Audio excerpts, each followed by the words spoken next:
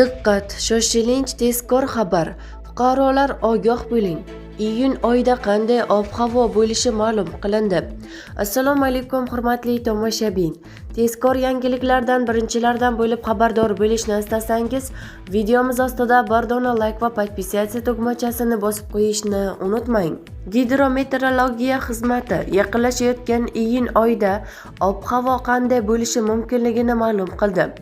Bu yil yoz quruq va biroz issiq havo bilan boshlanadi. 1-7 iyun kunlari respublika bo'yicha asosan yog'ingarchiliksiz ob-havo kuzatiladi. Havo harorati asta-sekin 35-38 darajagacha, shimolda, janubda va cho'l hududlarda 40 darajagacha ko'tariladi. Keyinchalik oy oxirigacha harorat 33-38 darajadan 25-30 darajagacha o'zgarib turishi kutilmoqda. Respublikaning shimoliy va janubiy cho'l hududlarida eng issiq kunlarda ham harorat 39-41 darajagacha ko'tariladi. Birinchi 10 kunlik oxirida, ikkinchi va uchinchi 10 kunliklarda ayrim joylarda qisqa muddatli yomg'ir yog'ishi ehtimoli bor. Bu yil issiq kunlarda aprel oyida ham kuzatilganligi sababli ushbu yilning yoz fasli qanday bo'ladi degan savol ko'pchilikni qiziqtirib kelmoqda.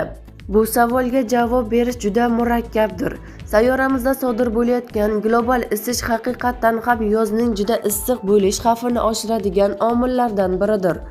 Shu bilan birga, global isish yillar aro yuqori o'zgaruvchanlik fonida sodir bo'lmoqda.